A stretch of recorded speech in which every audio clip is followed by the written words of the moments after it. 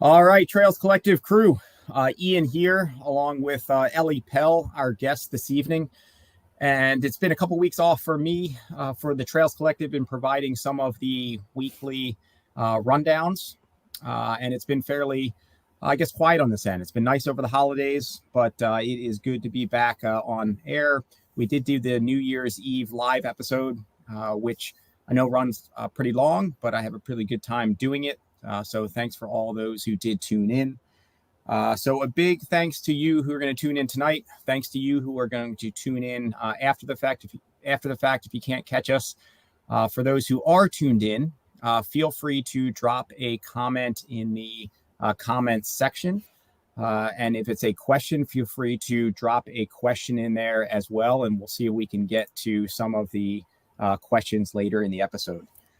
For those who are tuning into the Trails Collective, what we've sought to do, and it's great to be here with Ellie, because really Ellie was here from the ground level or the foundation of the Trails Collective before heading back to school and being pretty tied into what that entails.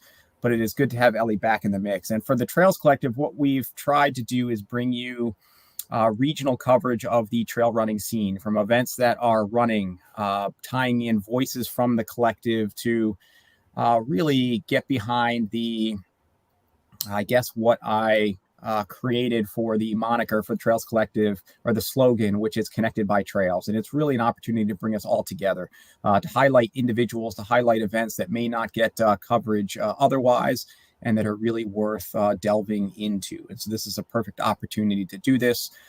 We do have feature articles on the Trails Collective site with rankings of most scenic events, of toughest events, anything along that line. And we'll be working to bring you more of that in this next year. We've done the weekly update videos. We've done gear review videos. So for sure, check out the Trails Collective.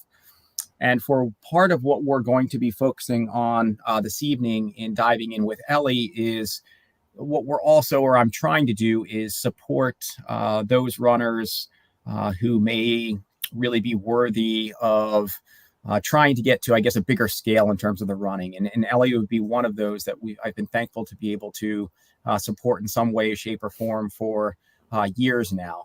But your support out there has allowed us to do that. So for the event on deck that we'll be talking about this evening is the Bandera 100k in Texas. And it was actually already on my radar as an event, but it was actually Ellie who plugged it, said, hey, shot me a message or a text at some point and maybe said, what about Bandera, or had her sights set on it.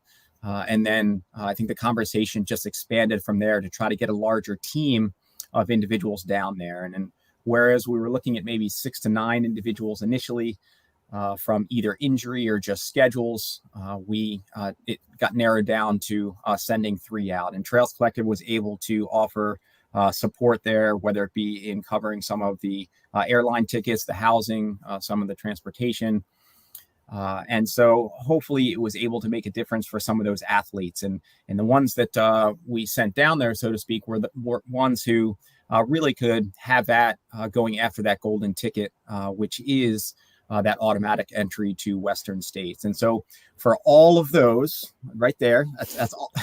Is that way? All right, we'll get into that in a minute. All right. And so for all of those who are also tuned in and have been supporting the Trails Collective, it's your support that's made that possible. So you can reach out and find, I'll get a more defined link up on the website, but we have Patreon support, which is the only revenue coming into the Trails Collective. And you can find us on Patreon and support us. And we'll use at least a portion of that to do just this and hopefully support more athletes. And so a quick shout out to the Patreon supporters of this past year and coming on board, because a huge thanks to all of you.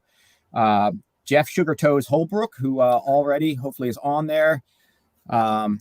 It is always good to have you and your support and your energy, Jeff.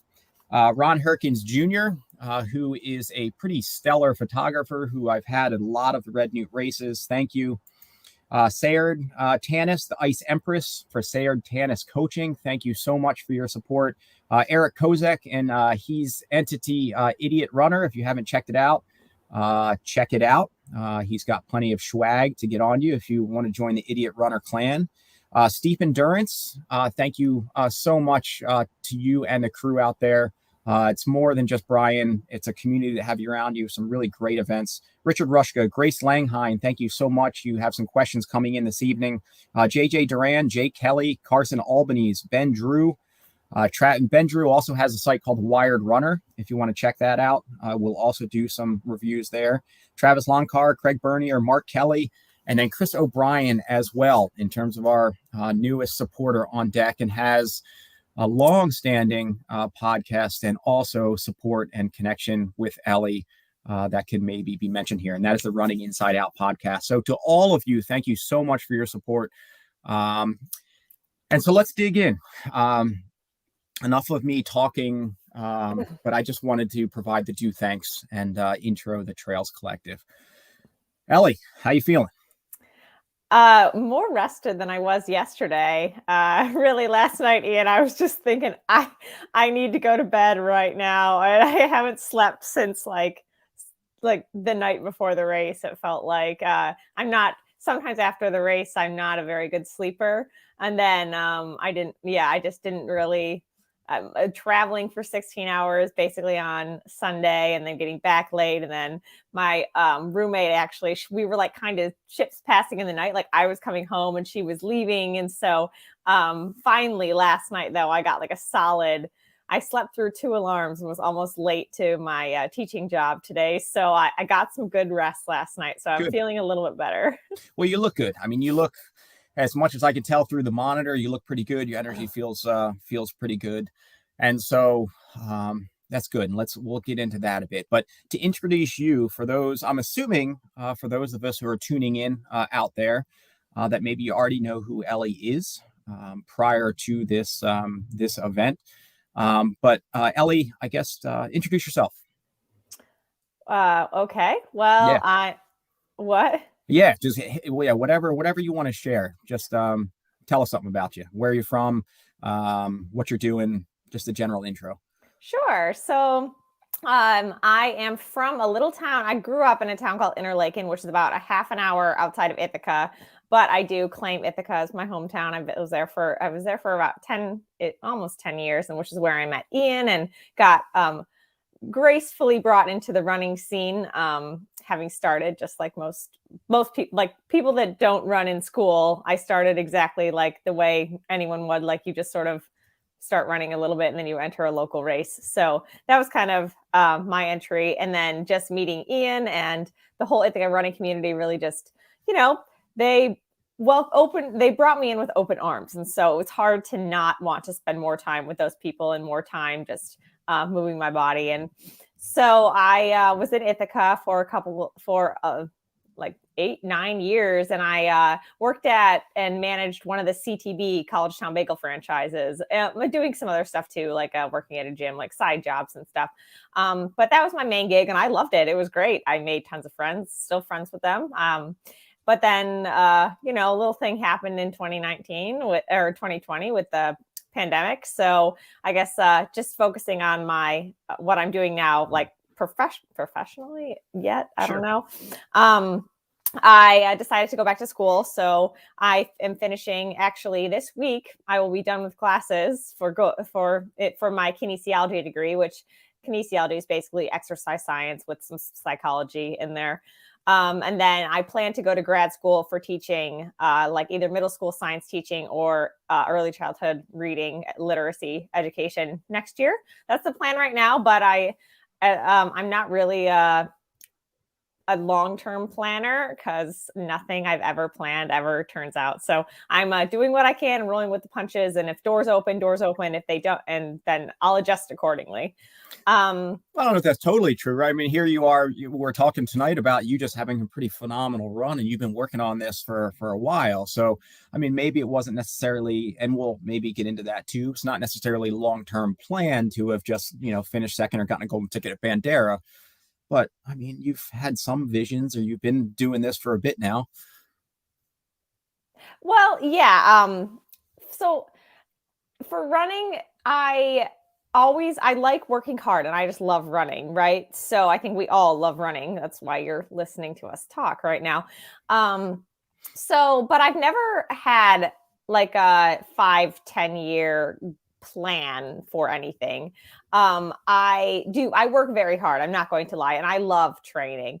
But a couple of years ago, I managed to also qualify for the Olympic trials, and I did not have that goal 6 months before qualifying, if that makes sense.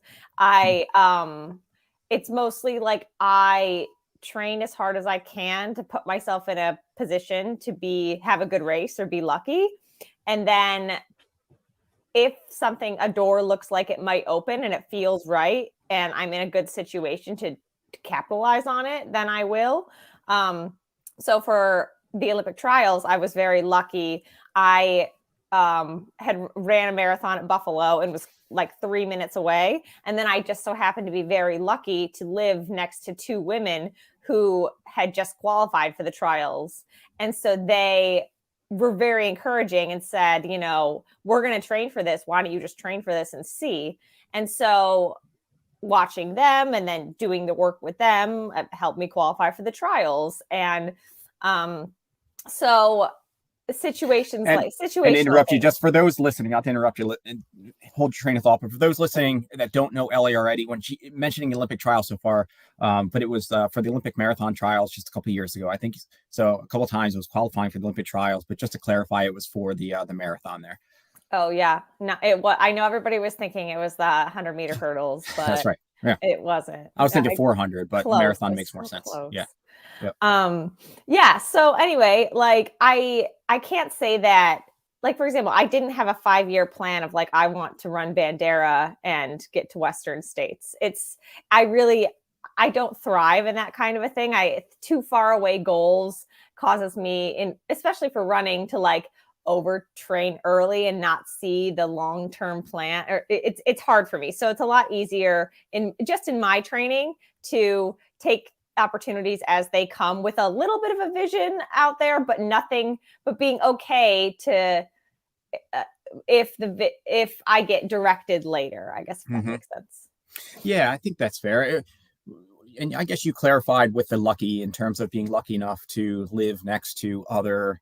I mean, you've had a pretty supportive network around you, right? And you referenced that. And I guess there's a certain degree of luck there, but not luck in the sense that you're to another one of your comments where you do continually train hard and you put yourself in a position to then capitalize on certain moments. And I think that's huge. I mean, there may be certain individuals that maybe will have a harder ebb and flow or a certain motivation based on a certain event.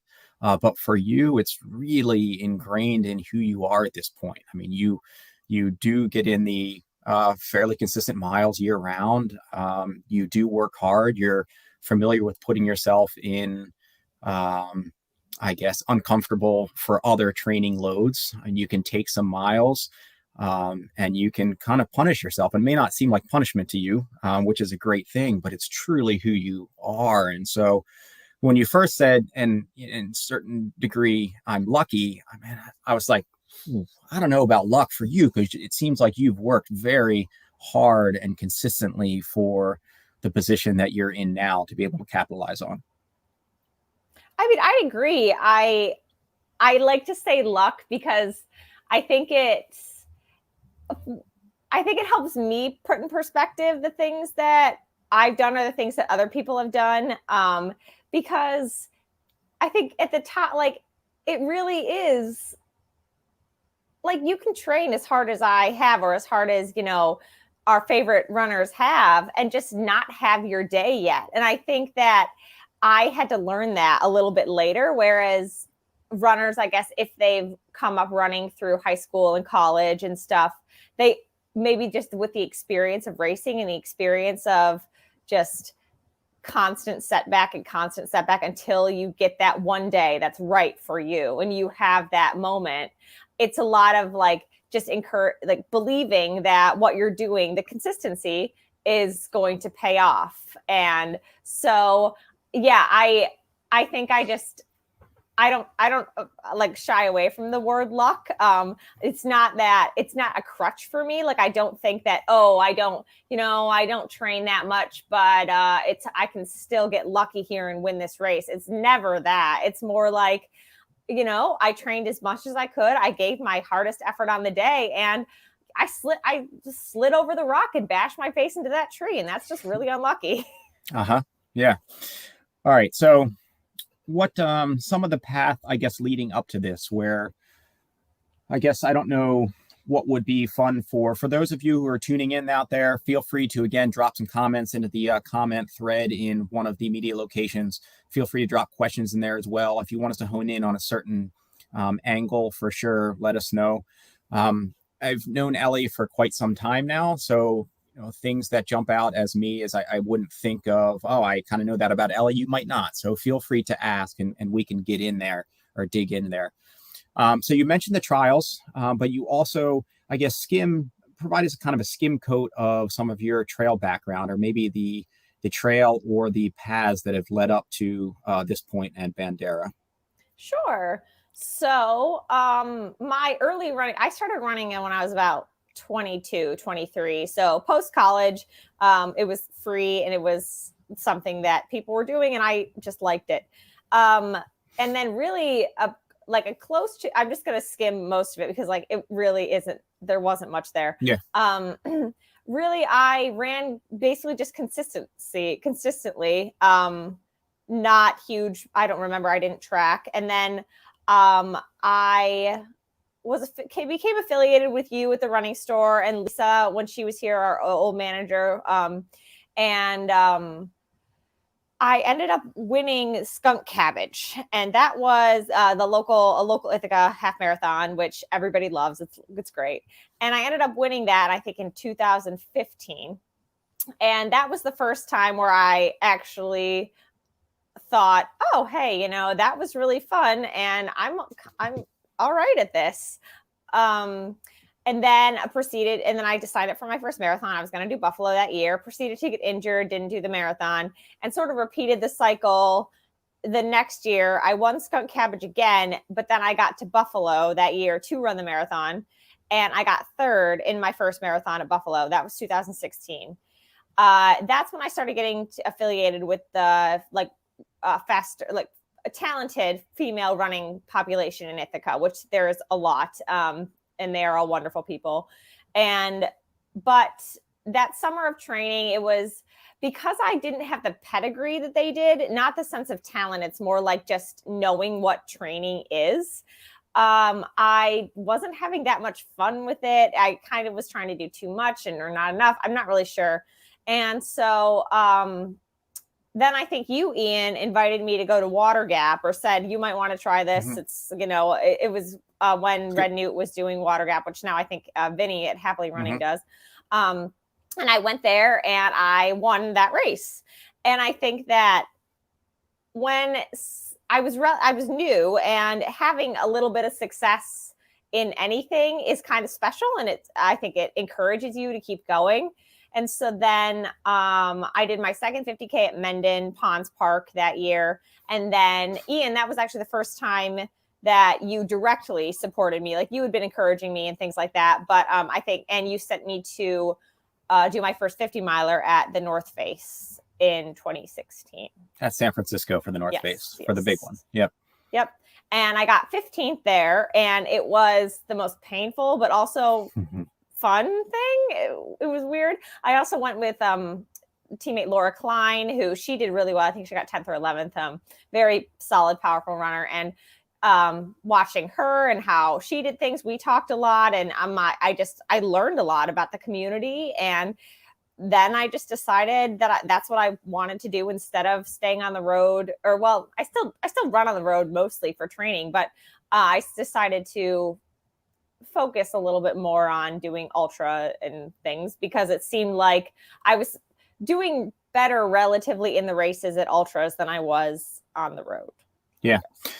And you were to go out and just win. I mean, Water Gap is a pretty small event, beautiful course, non-technical for most of it.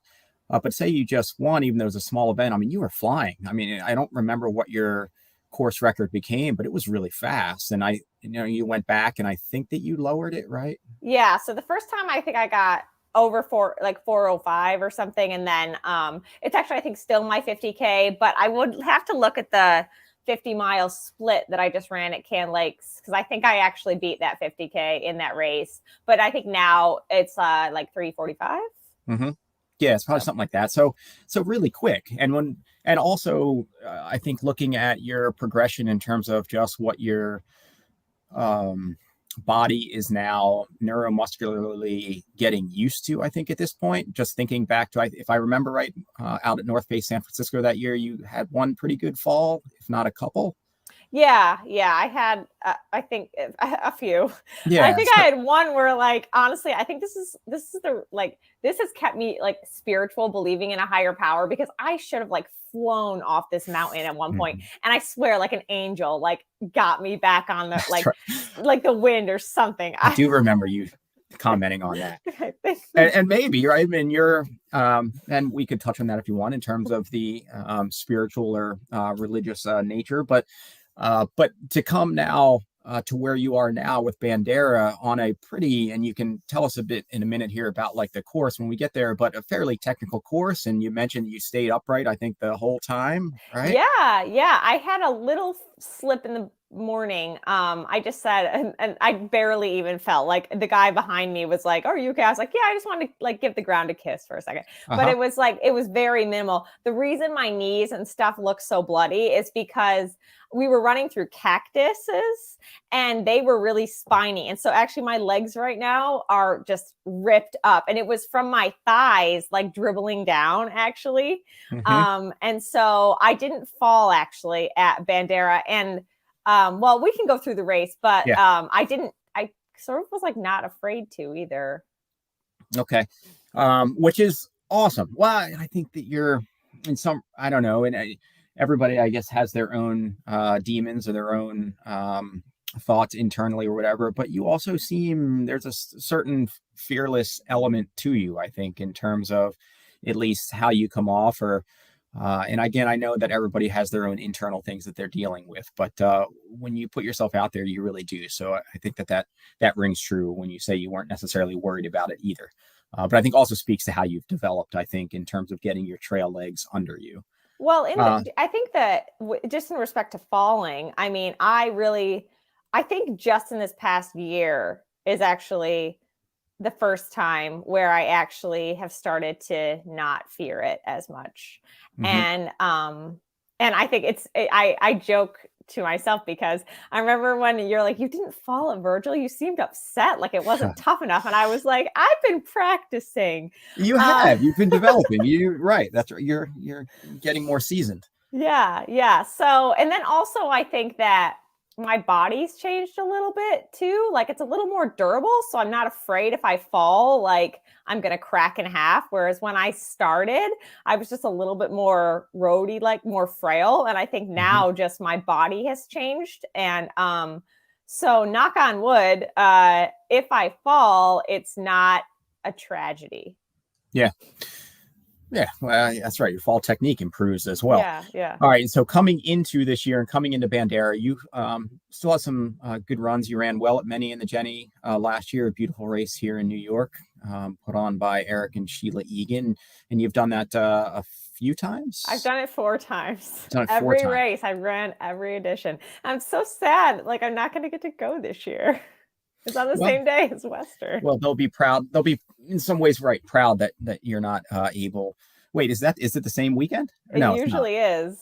I think it's off, because I could be wrong. And somebody, if you're listening out there, you can do the research and let us know in a comment. But I feel like I think Many and the Jenny's the weekend before. Oh, good. I'll volunteer then. Yeah. And I think that Manitou's, I believe, is the same weekend. Because I think when you qualified too, I was like, darn, Manitou's kind of out. I just offered to volunteer for the weekend. But in any case, Many and the Jenny, a beautiful race. You've run really well. And then in Virgil in September for Virgil Crest, that was your first 100K? Yeah. So actually, we can talk a little bit about the summer, because that was interesting. Last March and April, I was dealing with a foot injury. And so actually I was ellipticaling a lot, like during that winter. And because I didn't have my eye really on Virgil at that point, actually ever, I actually wanted to do my first 100K at Twisted Branch. Mhm. And my best friends are like the RDs and they do such a good job. And I really wanted to do it because I had DNF'd it 2 years before and just waited till I was ready to go back. Like I think like we all do, we sort of bite off more than we can chew. And I think I just wasn't ready for 100K and it wasn't right. And so running many, actually, I hadn't been running consistently at all. I had been ellipticaling, so I was fit and I was envisioning every day on that machine, like being outside and running at many or running at Twisted. But it was still touch and go, like the healing of an injury is. And I'm somebody that if I feel anything, I am like day off, like because I don't want to break anything. And so it was very touch and go. So actually, I think the night before many on the Jenny, I texted Eric, like, I have 2 healing stress fractures in my foot. So this might not go so well, but I'll do my best. And he was very comforting. And so was Sheila. And Medi actually ended up going really, really well. I took a lot of extra strength Tylenol, and I did feel my foot during that. But I love that race so much that it was worth it to me to try. And I did pretty well there. But then, and oddly is like my foot felt better quicker after the race. Like it was healing. It just takes time. And so it's, a lot of times in my running log, I would write like, just trust the healing's coming, just let it come. And so finally, like a month or so after many, I was back to consistently running. It just took a while for my foot, because it doesn't get much blood flow to heal. And so, but going to Twisted Branch, I was really fit, and I was ready to go. And then just freak happened in the first mile. And I admit I DNF'd like at mile 6. Like my muscles just didn't stop seizing. And Scott McGee, the race director, was like on the side of the road with me laying down. Like I don't know what happened. It was strange. And then I think I was driving home from Twisted Branch crying and listening to the song Bones, this country song, and scream crying. And then I was like, I'm just going to text Ian or call Ian and ask him if Virgil's an option. And you let me in. It was so nice. Yeah, of course. And that was pretty random. Maybe it's just for you now. That's 0 for 2 at Twisted. Hopefully you'll nail it on the third one. But if not, clearly it's the curse of Twisted for you. Maybe. Sorry, maybe. It was a learning experience. I mean, I was devastated, but then in hindsight, I'm glad it happened because Virgil was awesome. And I had a fun time. And like, I guess I wasn't expecting my first 100K to be so not runnable, or like not an Ellie course, but it was really fun. I got to see Riley and Amelia run 100 miles. Like, it was great. To clarify for all those out there, for Virgil is totally runnable. Ellie maybe just said it wasn't runnable, but don't be confused. Fully runnable course, never rains, not too bad. But it was, to your point, to have fun out there. You looked like you were having fun out there. And for those who maybe weren't out there, seeing it from my vantage point, Ellie looked fantastic. So Virgil it's a tough course. And I continually tweak it to try to make it, if I can, more scenic or for a slightly different experience, but it's a tough course. And Ellie looked really fantastic. Like every time I saw you, and maybe that was even if you were feeling like garbage, you were able to at least put a positive spin on your mood. And when you came into aid stations, when I would see you, but you looked really good. And even through the final miles, part of me really wanted to see Ellie keep going through to the 100-mile, and that wouldn't have been fair. Riley Brady was running a really great race as well for the what would be the women's win. So it wouldn't have felt fair to necessarily have Ellie go forward. But the fact that you look so good, I kind of wanted you to just keep going and just do it. But you ended up finishing and having a great first 100K. Yeah.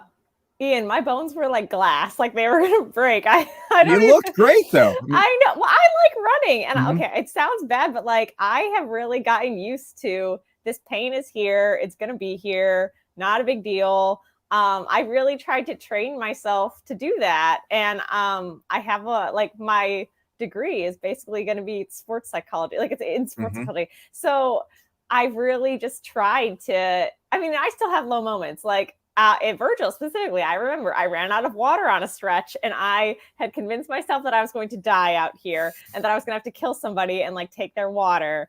And I just made it to the aid station and drank a bunch of water and I was fine. But I mean, I still pouted. Mhm. It's just, I get really happy going into aid stations because I like seeing people, and obviously people know I'm pretty extroverted, so I can talk to anything.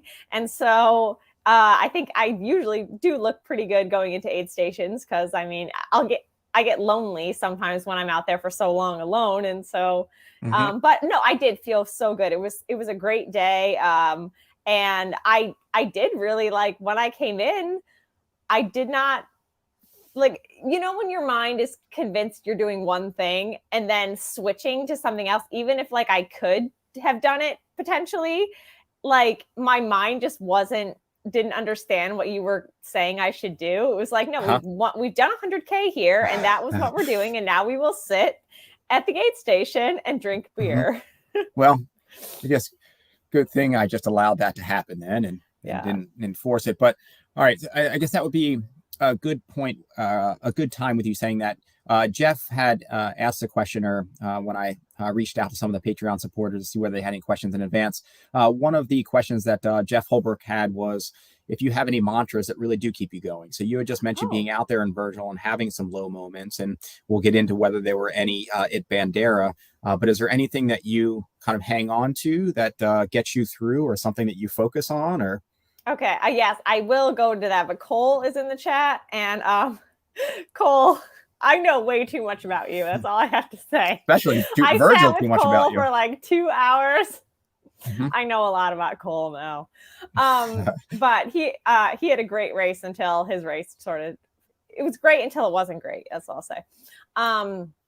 Hopefully this next year he'll redeem himself and go for another one. So yes, I do have mantras actually. I have two that I use during a race just to keep me focused and also moving forward mentally, because I know I'm moving forward, but sometimes just you gotta like something that's just like you are still moving, it's okay. And then I have one that I say to myself on the start line, but also if I have to go do a workout in an ice storm, which I had to do a couple times, or not even that, or if I have to have a hard conversation with somebody or something that might be a little bit uncomfortable, or I might make them feel uncomfortable, or just like hard situations, I have one for that. So the ones that I say in a race is just keep swimming, is if I feel like I'm just plodding along and it's like a vast expanse and I can't see the end. So there's just keep swimming. And then also I say relax to myself when I'm going up hills, or if I see like a woman speed by me and I think like maybe I should stay with her, but I kind of need, but it depends on when the race is. Like if that's toward the end, then I'll go. But if it's in the beginning where I'm like, no, you need to run your race, it's like, just relax.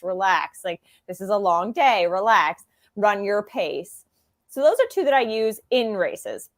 And then at the starting line or in any tough situation, I say to myself, this is kind of, I say, I'm Ellie Pell. I will not be afraid. And then that just sort of, gives me like a little bit of goosebumps. And I'm just like, okay, I'm ready to go. Uh-huh.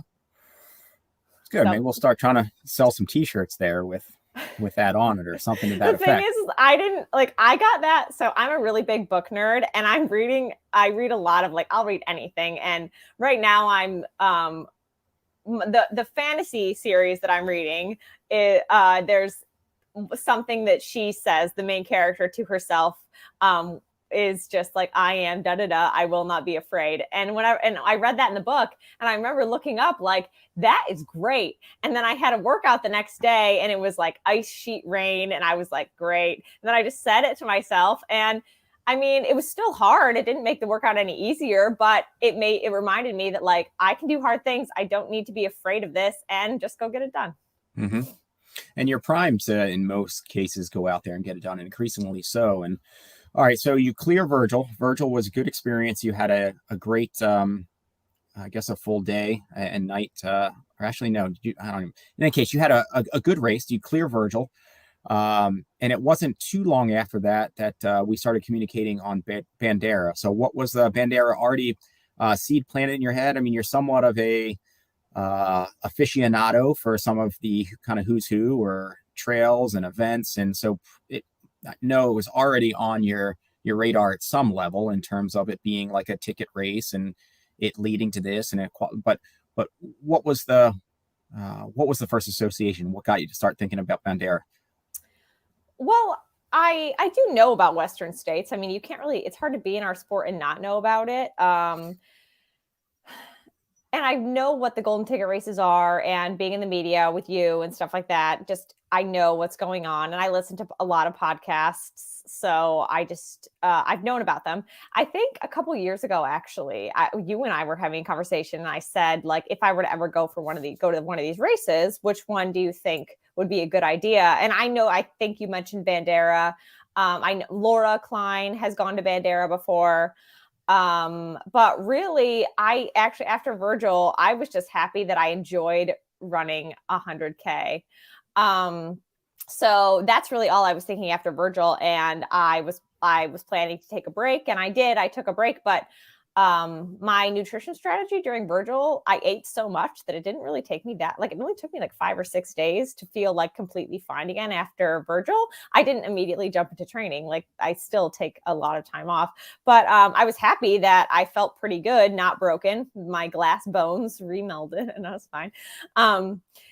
And then about a month later, I ran this 50 miler on the road. And I ended up, it was very like kind of not last minute, but like, it wasn't something that I was focused on. It was just more, why don't I do this? Kind of like, I don't know. And that was Can Lakes? Can Lakes 50 miler. So it's a relatively hilly, like 50 miler, pretty close to me. It was also 40 minutes away. And so I ran that. And then a couple days later, I was notified that I now had the fastest 50-mile time for women in the country. And I think that was when I was just thinking, and I still felt really good. Like, through this whole time, I have been really lucky with just my body feels good. My mind and mental energy feel really good. And I feel very engaged, like 80 to 90% of the time, which when you're doing this every day, it can I don't think you need to be that way all the time, but just had a good stretch here. And so I think that was when I talked to you and was just like, I feel really good. Do you think Bandera, that's kind of that's really just when that even came across my mind. So, and things were starting to open up, like life was looking a little bit normal. And I was thinking, I know that Olympic trial standards are going to come out soon, and just a lot of different things that I could go any different way. Like, I like training for the marathon. I like doing ultras. So I felt like it seemed right to try and give it a shot. And then, hey, if Bandera goes terrible, then at least I know my direction next can probably be like, let's start like trying to knock your marathon time down a little bit and see if you can qualify again, which I don't know, because the standards is super fast. So don't know if it's possible, but even if it's not possible, I just like to see what my body can do. So I'm very unattached to labeling myself as ultra runner or marathoner or 100-meter hurdler. Like, I'm very unattached to any specific names. So I felt like Bandera, after thinking about it for a little while, I was like, why not try? Just go out there. It's Texas. Like, you haven't traveled in 2 years. So have a little fun. And then when you opened it up to everybody, opened it up to a couple other people, I was even more jazzed. I was like, yeah, let's go. And I think then it started to become more, rather than just me racing, it was like, this is Beast Coast. We're going down. I think I texted David and I was like, we're going to cause a ruckus. That's what we're going to do. And just, getting people pepped up. And it was just started to be extremely, extremely fun.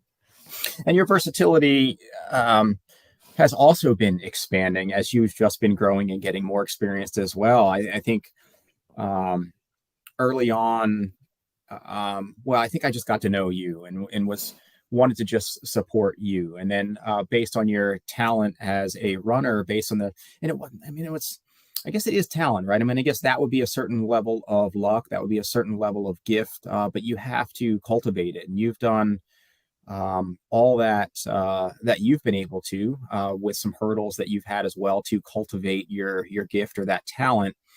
But early on, I would have looked at a course like Water Gap to be totally up your alley, where not necessarily that much elevation gain, not that much technicality, and you were able to nail it. But I still would have been a little bit sensitive in going to a really technical course. I maybe not thinking as much climbing or mountain courses. So I would have thought early on for Bandera, but then you come out and you do really great at a course like Virgil, and not necessarily that technical, but a lot of elevation gain and some steeps, and you do well. And now you go out to Bandera where not as much maybe elevation gain, even though I know it wasn't flat out there, and we'll get into that. But then you demonstrate your versatility in terms of at least being able to handle some technical terrain and a really hard effort over some of that technical terrain. So I think your versatility is increasing as well. I don't know if I necessarily say, Ellie, go out and do Manitou's Revenge next year in terms of that style of technicality, but looking at Bandera, looking at where it's now taking you to Western, I think that's a pretty good match. And so I'm really excited. And I think when I created this event in StreamYard and it popped out on Facebook or whatever, several people commented. Some hopefully are tuning in right now. But I think Dick Vincent was one that commented that thought that Western would be an excellent course for you. So when you were thinking of Bandera, you had mentioned you and I had talked about it a couple of years ago as maybe a good fit or a course to have on your radar. How much of the incentive before even looking at or considering the field was that Western States ticket? Well, first, I think I want to say that ultra running is a sport that favors people who can work hard. And I think that everyone watching this and everyone who's going to listen to this, how to work hard. And so I think that maybe I don't know. I go on talent, skill. I'm on the fence about it because I read a lot of the research. And so it's ultra running, though. What's great about it is that it does take the percentage of hard work to the percentage of genetic ability is skewed towards hard work of most of the time. And then so I think that it's in this iteration, how I'm feeling now, it's my work ethic has been very good and it's favored these results. Mm-hmm. And so going into Bandera, of course I knew it was a golden ticket race. I mean, and I wouldn't say that I didn't think about it at all. I think that I don't rely much on motivation to do things, or at least in running. I mean, in cooking, I need, or other things, I need a little bit of get up. But with running for races, I mostly, or I guess if I have a motivation, it's I want to work hard. So, and I'll know if I didn't work hard, and I will have such internal flagellation, oh, it's so bad. It's avoiding the internal, mm-hmm. Ellie, I know you didn't work hard here.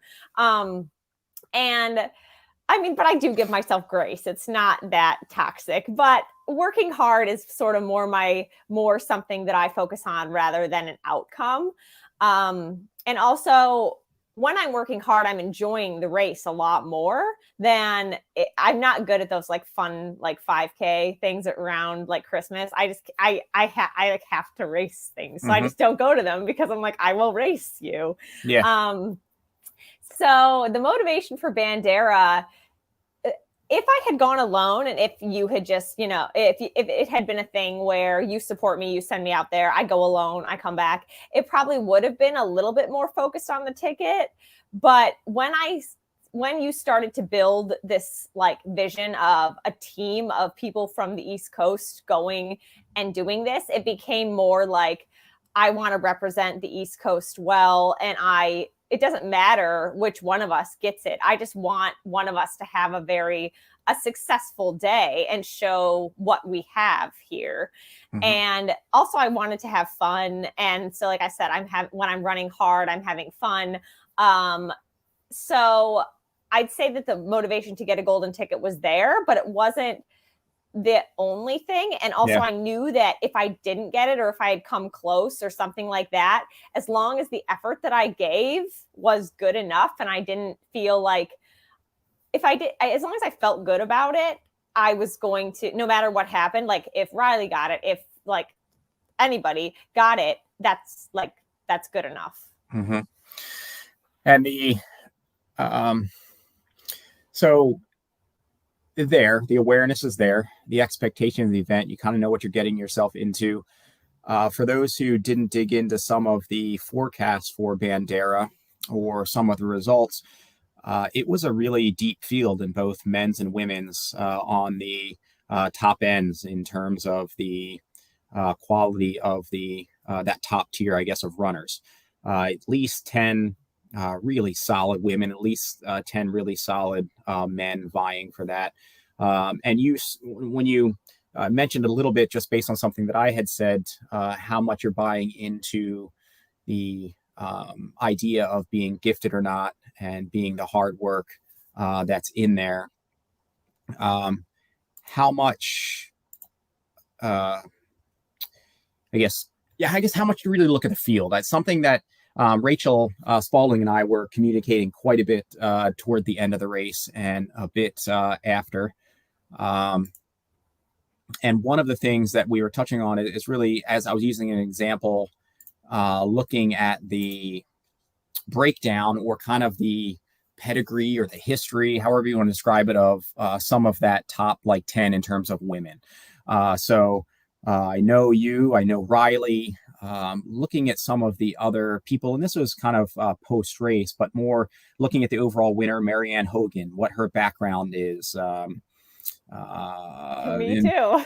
Right. And some of these, and it's interesting to look at just the mix of individuals. I mean, you have maybe somebody like Sarah Beal, who is a faster road marathoner than even you are. She's got some wheels. She has some really good initial trail finishes. You have other people like Lee, who's also some really stellar runs in the past. It's interesting to look like Marianne. I look and it doesn't seem like there was necessarily an overly remarkable background in terms of speed or her collegiate career. She's had 4 years worth of injury, but clearly is somebody who can maximize her strengths and play the tactician cards well and go out hard. How much did you dig into, or were you aware of some of the other women in the field?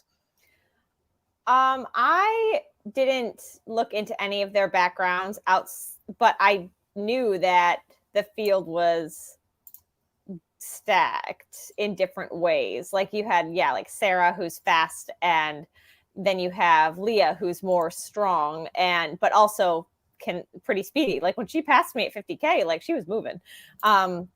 So I never really looked too deeply into things that as much before the race, because I have a peripheral level of awareness that I'm going to need to work hard to beat these women, because I can't sit on my laurels and just expect to trounce people. I mean, I've never felt that way ever.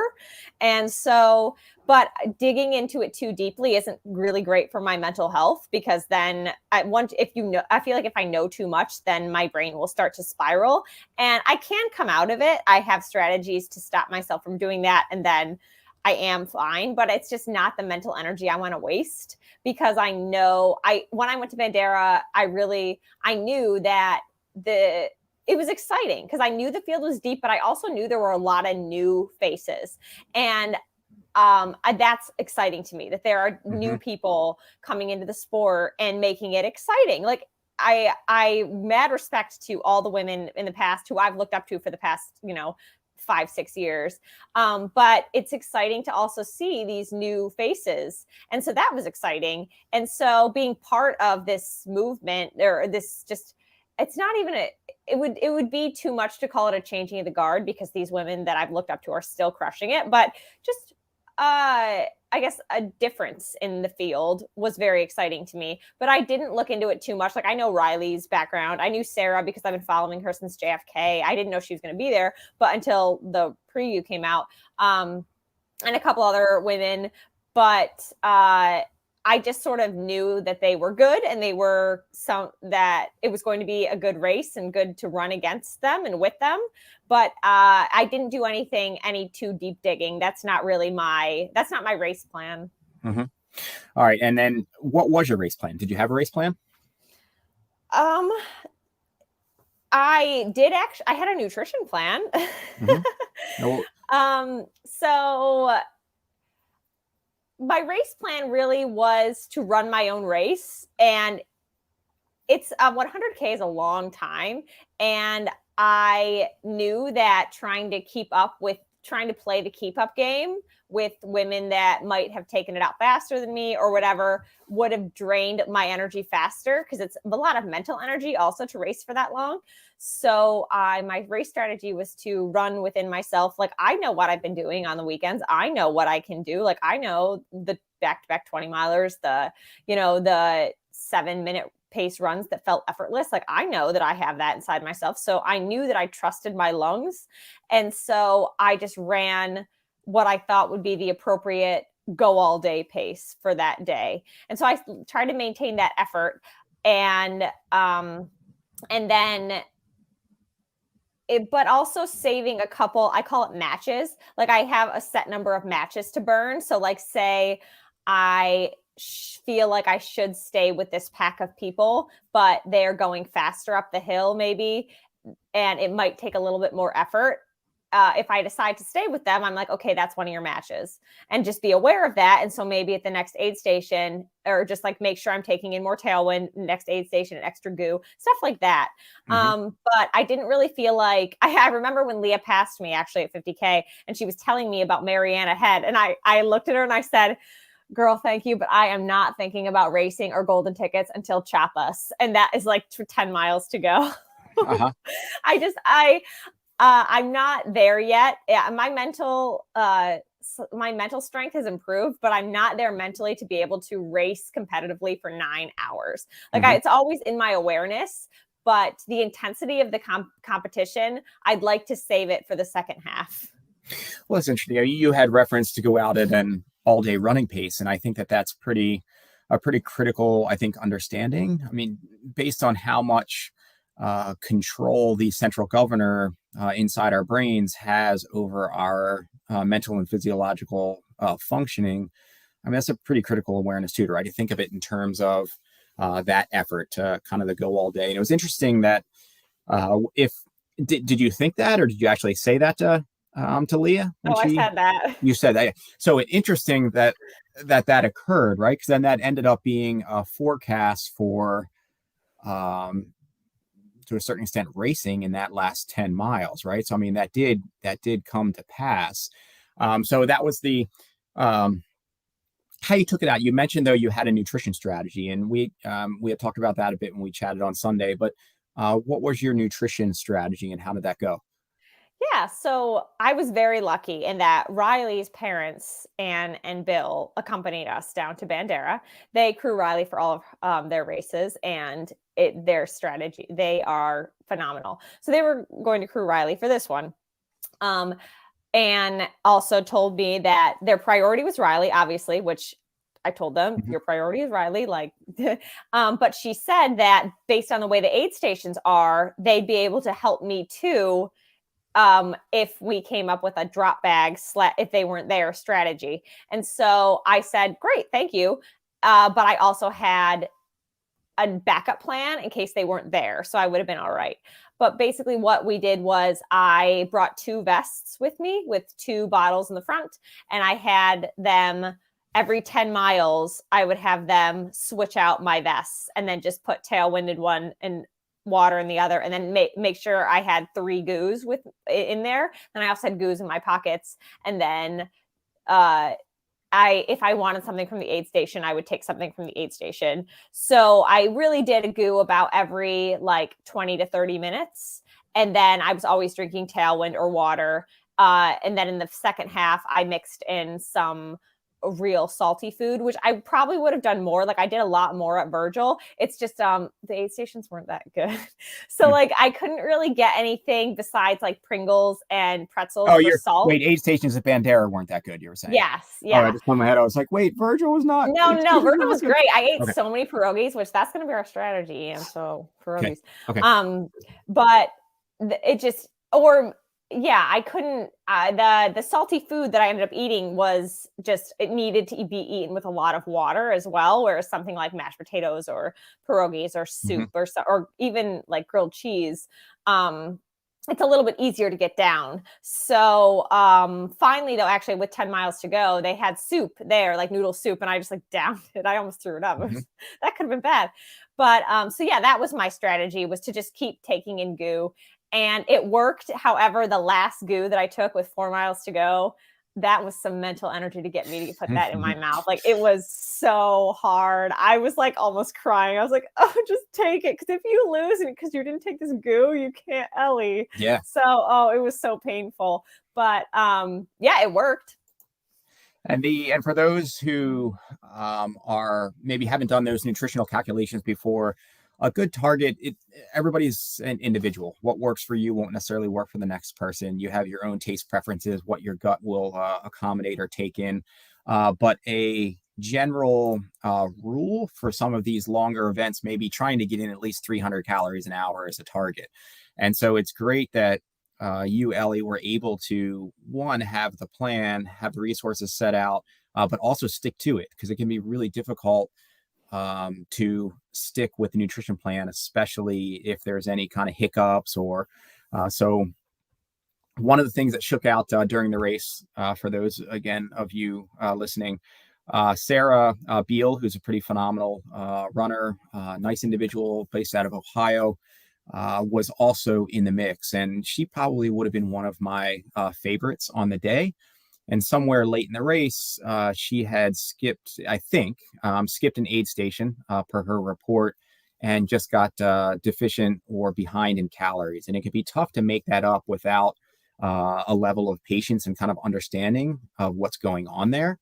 And so it sounds like per her report, she just got behind in calories, and she had a glycemic shortage or whatever, and she was just felt kind of tapped out, and ended up kind of pulling the plug.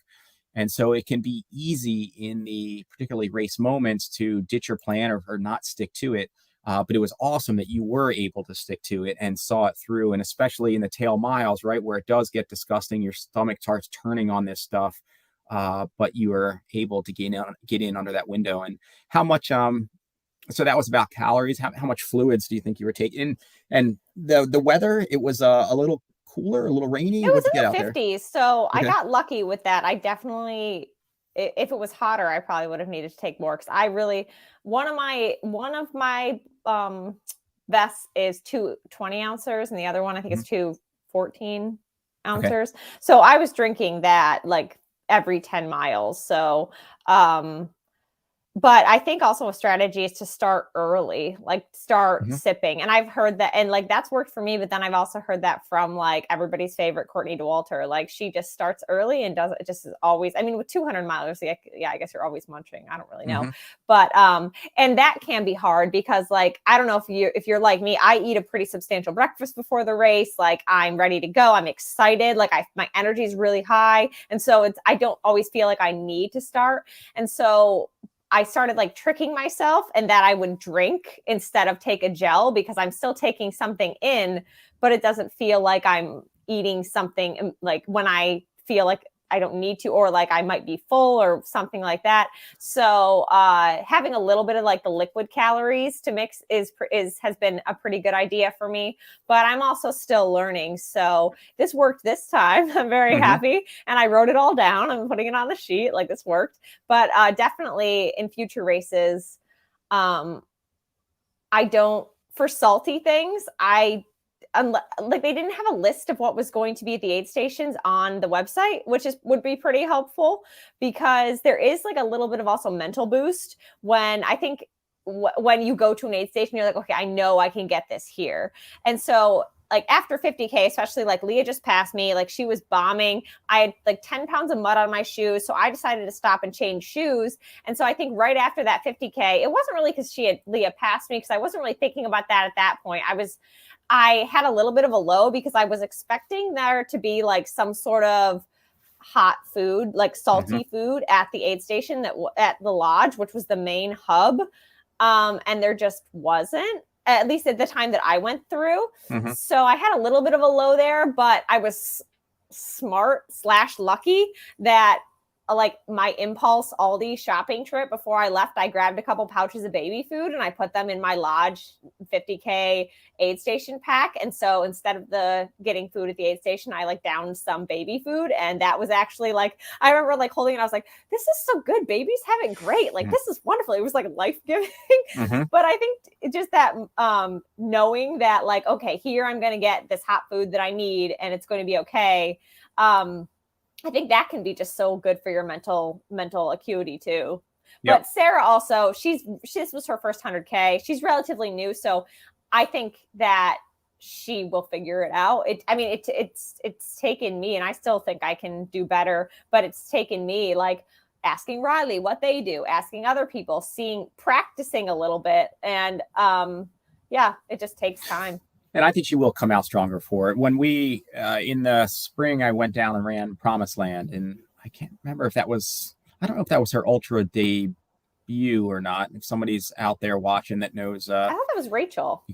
Well, I was with Rachel, but Sarah was in the field as well.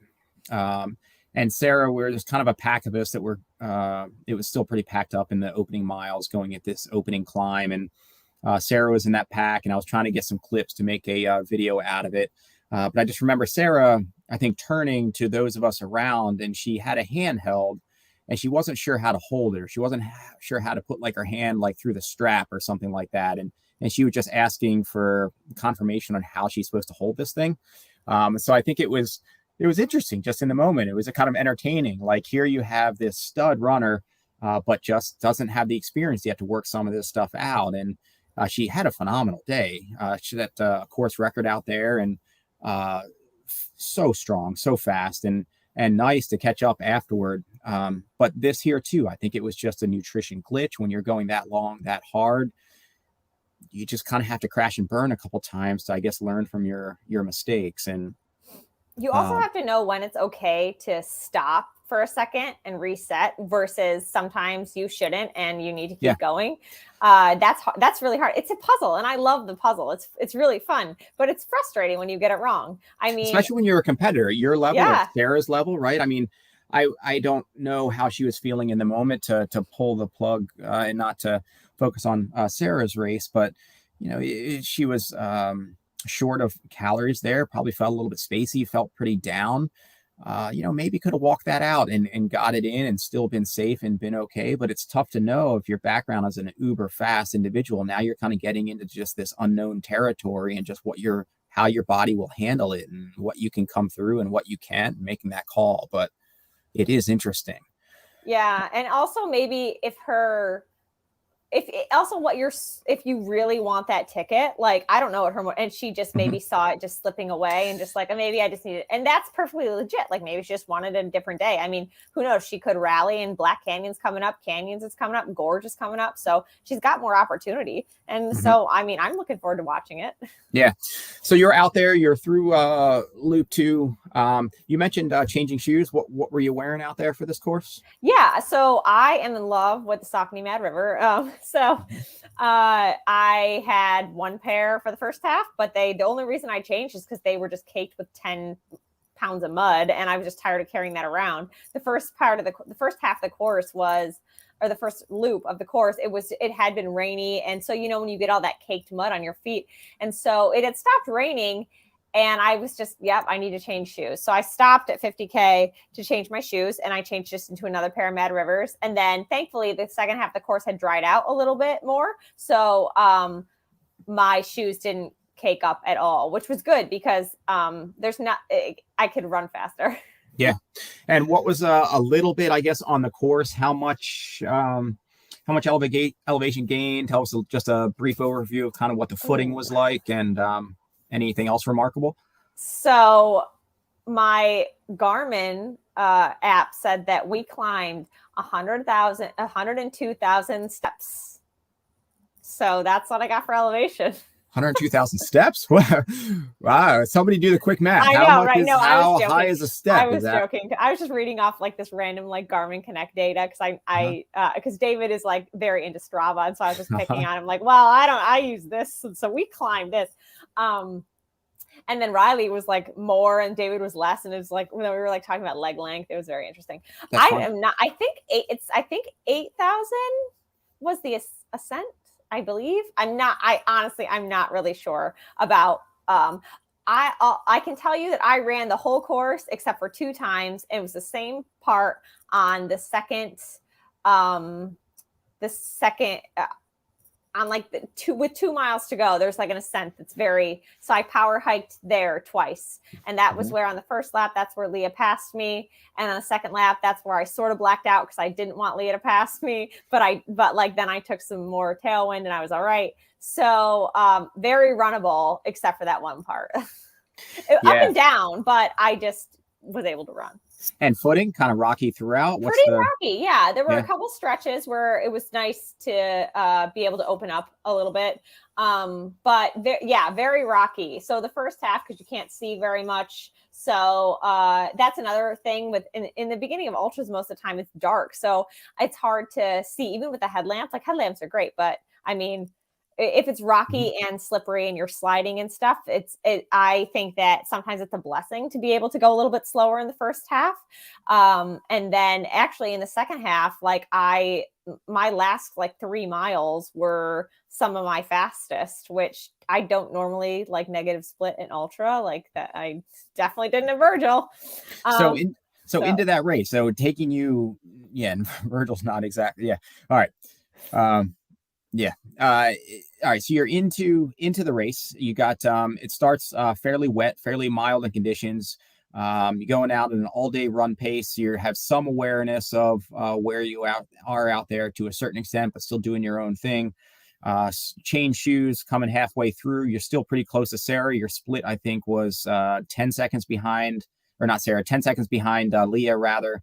At the halfway or finishing that loop? Yes, but that was like she kept running and then I stopped. So I think eventually she ran to about 15 minutes ahead of me. And then Sarah actually like was pretty close to me for a little bit because there's like a little bit of a lollipop loop and I was coming around it. She was going up and I was like, oh, she's pretty close. So I actually was kind of like, oh, I wonder if she's going to catch up to me. So so is that do you read that as like alarm, like Sarah's there and she's fast, or are you just like, whatever, I'm still doing my own thing out there?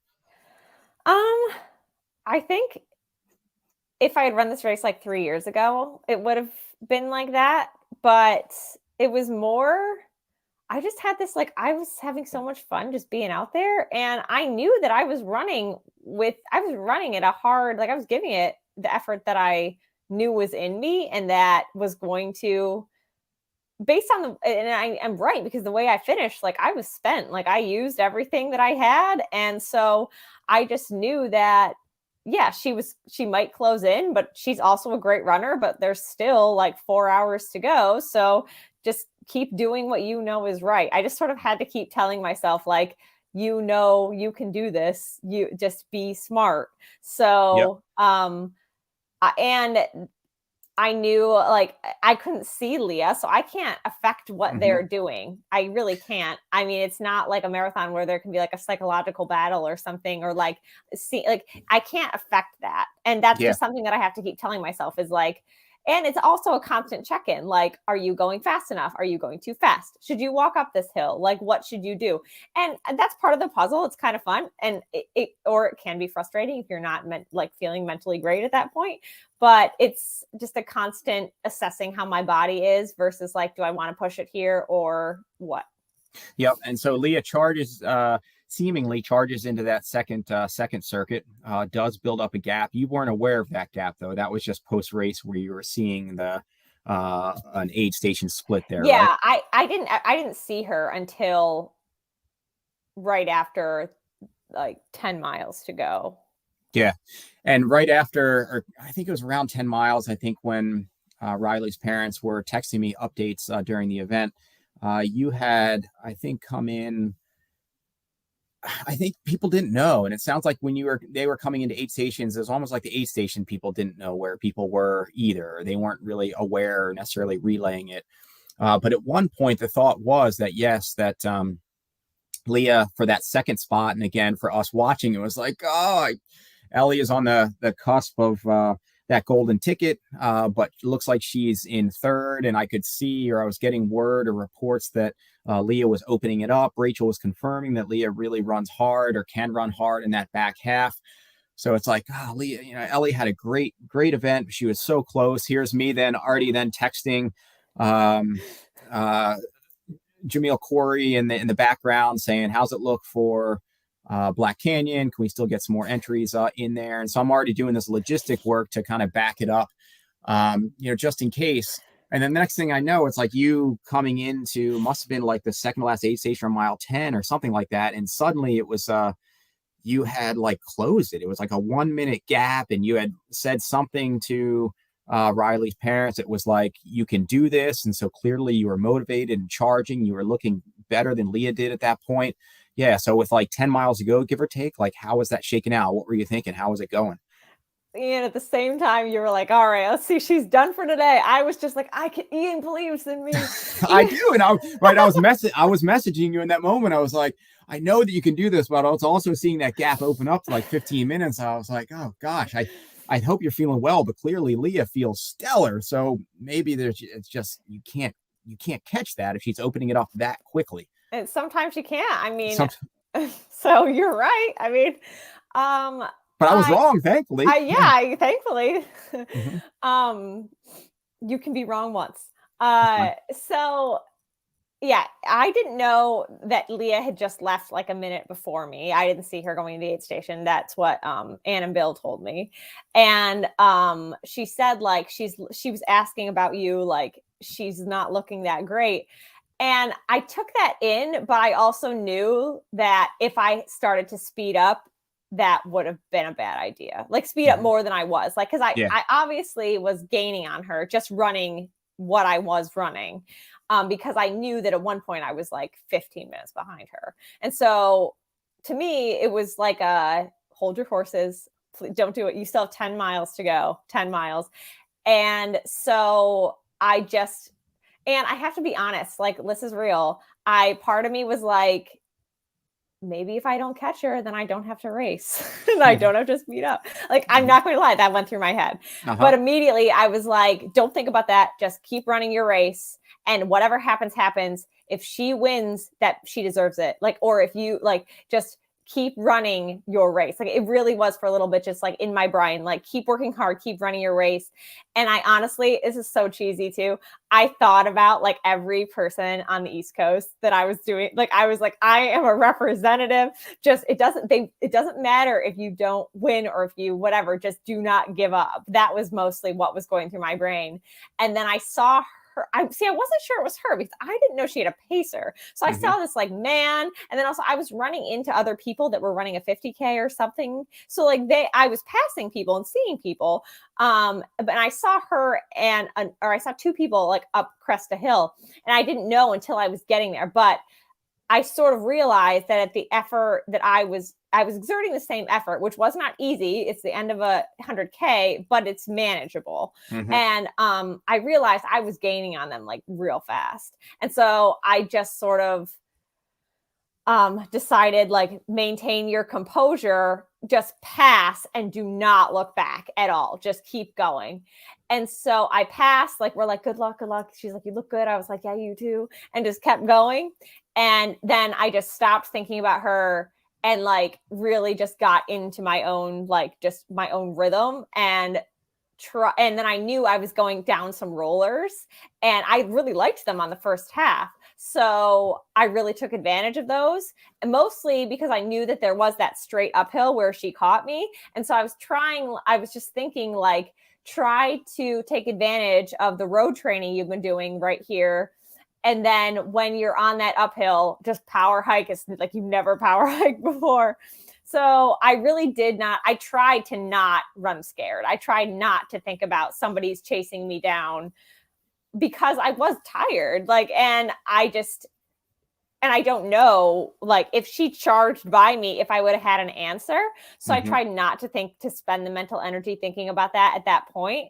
And then when I hit the uphill, that was when it could have gotten, like, I think I did black out like a little, like it was flickering. And that's when I was glad that I had tailwind still, because I considered at 10 miles to go to drop my vest and just grab a handheld. But I just didn't trust not having enough fuel. And that was a good idea. So but once I got up to the top of the hill and I knew it was just like a mile and a half, basically like downhill, that's when I knew, like, okay, it's fine. You can black out after you cross the arches. But I did not actually think about a golden ticket until I crossed under the arches. Like, I was then like, so I guess from 4 miles to go, that's when I was like race mode. And you knew what place you were in. It's just not like, just in everything else going on, you just weren't focused on the ticket in that moment. Yeah. I mean, I knew. So the ticket was kind of like a cherry on top of an ice cream sundae that I was already enjoying. Yeah, that's good. And so with that ticket, so is that the thing behind you, like on your wall now? Is that it is on my wall? Is that the full size thing that you're holding? Like, yeah, that's it. It's so just my wall is back there. Yeah. So you can roll it up and take it home. Yeah, it's right above my bed. That's awesome. Okay.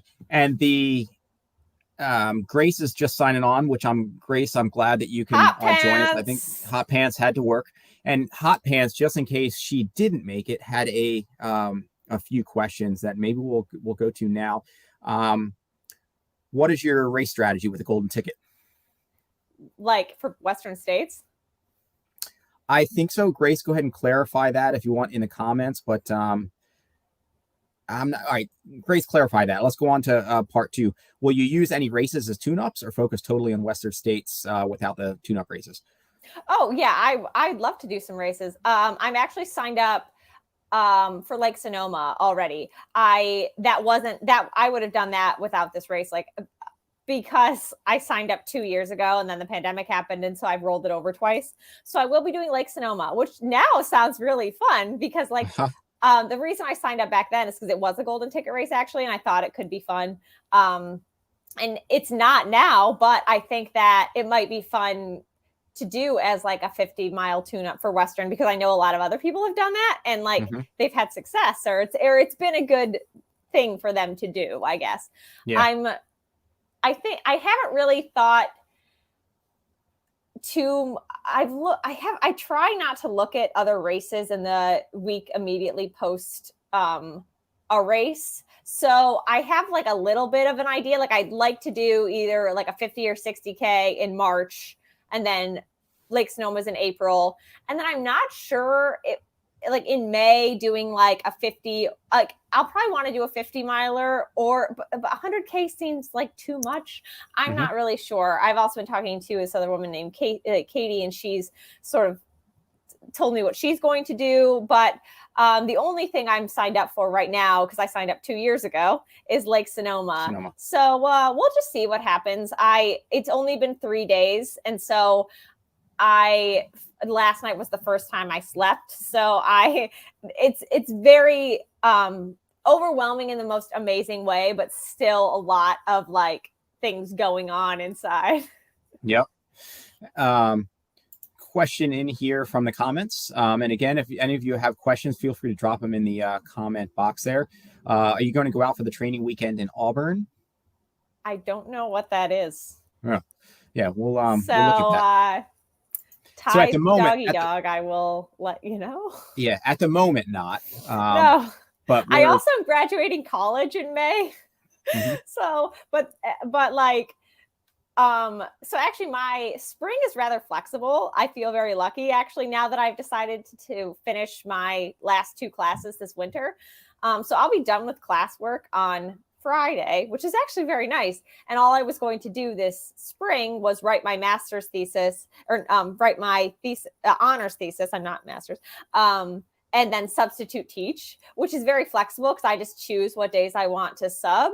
So that might end up working out for me if I want to go do some stuff. So I feel very like there are a lot of options and I do not need to decide anything now. So I'm just, I still am just trying to absorb what my body just did. Which is good spot to be. But it's hard. I know a lot of people, they do their first 100 and the next day. Good for you. You're signing up for your next one. I think it's like whatever.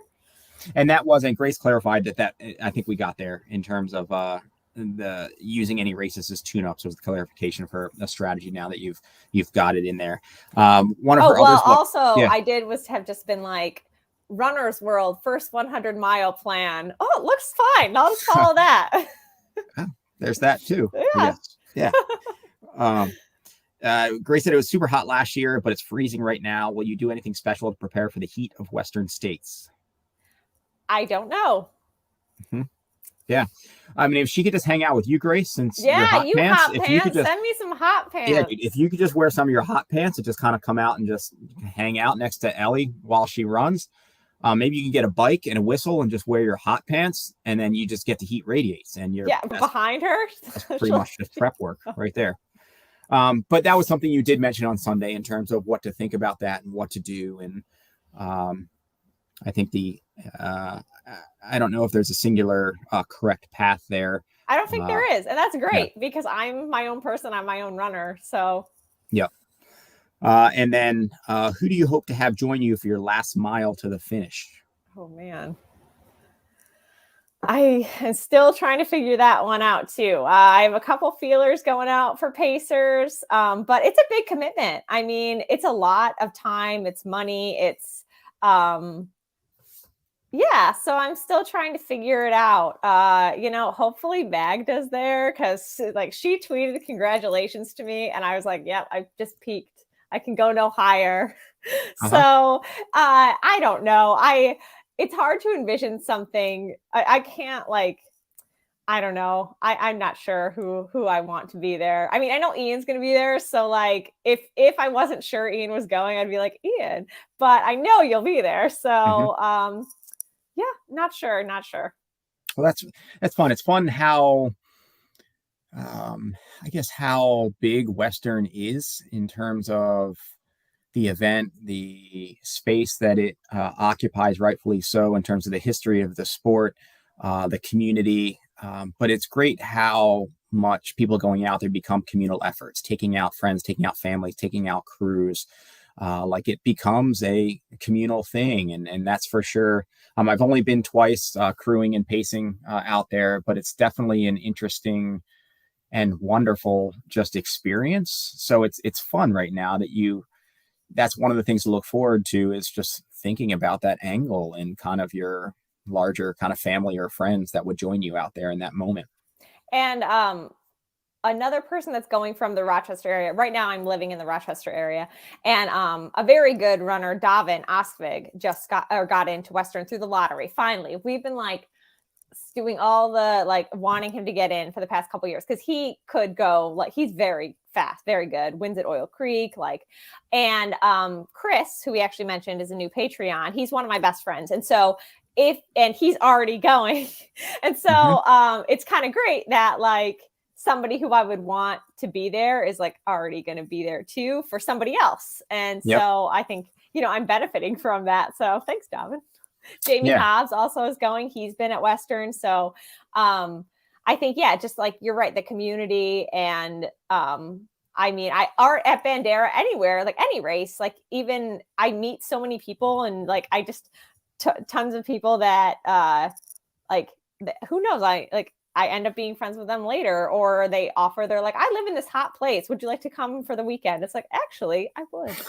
Yes, I would. Yes, I would. Especially because it's 3 degrees outside right now. Yeah. Let's see. Okay. And so there was comment, just some follow up on looking at some of the course logistics out there. So Jeff had checked it out, and then Don Tom's here, weighed in around 7,200 feet. I kind But of like the way that Garmin does it. Like, let's just I, measure it in I was about to steps. say, measure Like, in steps. change Virgil. Be like, this is like 4 million steps. That's really a fantastic idea. If I just Thank you. started putting all of my races measured in steps, and I think the average step is maybe like 6 to 8 inches high. And so people just need to kind of do the math. You need to figure that out. You know what I'll do? I'll look at my Garmin data from Virgil and see how many steps it was. I'll see if it still has it, and then I'll tell you. And so you're talking, was that the measurement on distance, or that was the elevation metric? Was that the distance? I think, That's all right. You don't have to worry about it too much now. I don't know, but we'll figure it. But I like it. We'll figure it out. I think we should use steps as both a distance as well as a. Because it was funny because Riley had more, so it must be distance. Because Riley had more and David had less. And so Riley has shorter legs than me. David has longer. I'm surprised. David's weren't that much longer than mine. He might just have a shorter cadence, though. Yeah. That would make sense on distance, but we should probably still measure. I love it. Oh, it's so good too. I'm glad that came up.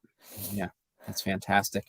Other things anything that maybe we didn't cover about Bandera that felt really kind of worth mentioning, or kind of takeaways for the race, or where you're at now?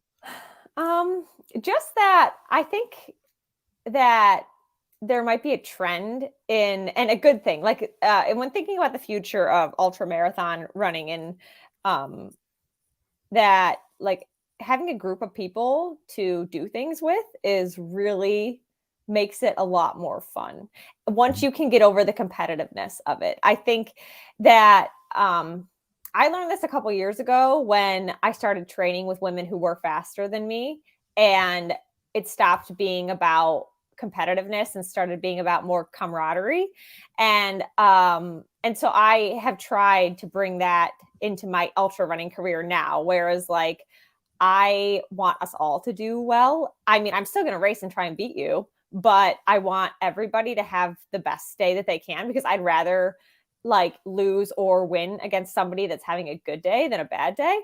And I think that going down to Bandera with Riley and David, it was kind of like a little bit of a team, and it was kind of great. So I think that's just another thing I got out of Bandera is like, it might be something to consider, or something that is going to come into ultra running, where people realize that what road marathoners and track runners that have teams and groups in different places in the country, they're onto something. Like, it's a good idea. And I was just so lucky because both Riley and David have different experiences than me. They're different runners than me. And we talked the whole weekend about just the different way we do things, not better or worse or anything. And I mean, I learned from them. Maybe they learned from me. David told me not to put my like bottles in the dishwasher because they might get like just funny stuff. And that was just kind of the most fun part, you know. It was just doing it with other people. And I live alone. Like, I am kind of like, I just have trended to be more independent in my adult life. But there is just, I'm always continually amazed by how like seamless and well it can work for people to do these things together. Yeah. And I think that's wonderful for me as well. And what I've tried to encourage or provide the opportunities for just that communal connection. Because ultimately, I think that bears the most meaning. I think that for those of us who arrived at Trail or Ultra, it is about the community. It's about the experience. It's not necessarily about the times or necessarily the performances, though we're here tonight talking to you because in part you had a phenomenal day and that performance. But ultimately, it's about the communal, I think, nature of this group, and which is, again, speaks to around where I started about the slogan of the Trails Collective is just connected by trails, and just really realizing what does bring us all together. And so I thought about everyone, like every person in this chat, every person listening to this, every person on the East Coast. Like, I really did think about you guys during the race. And I was just like, because I had low moments, and we all do. And so when you can find something that's not a golden ticket, like it's a lot more motivating for me to be like, you know what, doing this for something like this community. And it was also a good mental trick too, because at mile 20, I was just with 20 to go. I was like, okay, this is just a long run with Colin, or like things like that. Just you've done this a million times. Just you can keep moving forward. And when you're in those low moments, it's every little trick you can use. And sometimes I get too sentimental. I'm like crying because I'm thinking about everybody. But like it's just that's who you are. And I really feel like, you know, we are the East Coast. And so not only did like I do this, but you did too, because we're all one thing.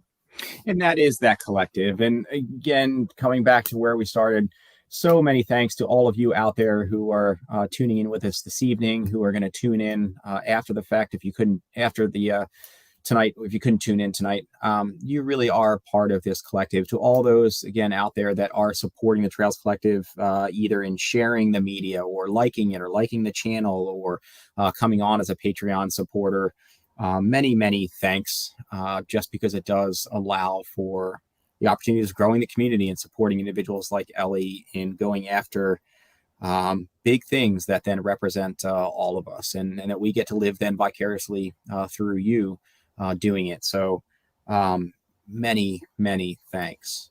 And it's like, and when don't want to take that goo, when I was like, oh, I don't want to do this, like, well, Hot Pants would take this goo. Hot Pants would love that. I think Hot Pants. I don't know, yeah. but I'm not. We haven't talked nutritional strategy. I assume. Yeah. And I will put this episode out as a podcast on our podcast feed probably tomorrow if people want to hear it as well.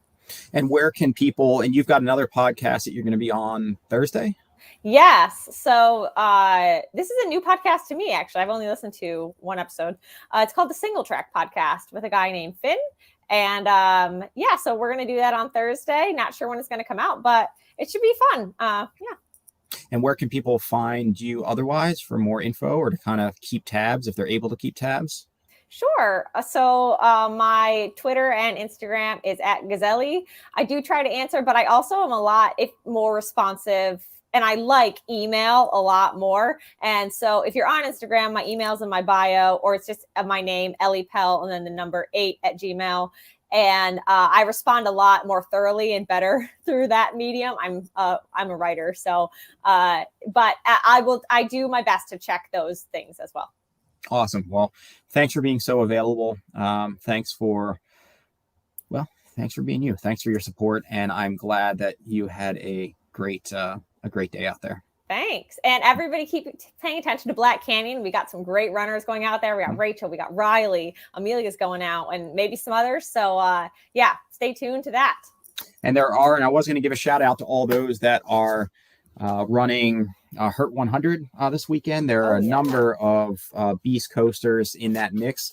Hurt is somewhat personal for me. I lived in Hawaii for a time, and I was able to pace friend Luis Escobar for the inaugural win, and then again in year I think 2 or 3.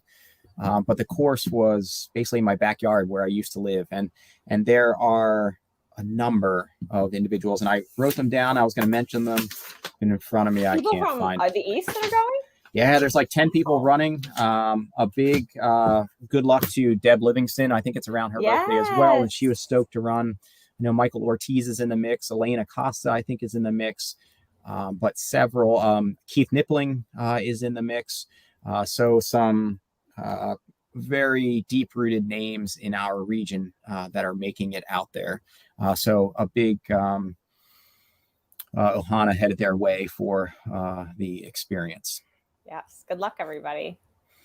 All right. So thanks for, again, tuning in with us tonight, Ellie. Thanks for your time. And I will talk to you more later. Yes. Bye, guys. Thank you. All right. See ya.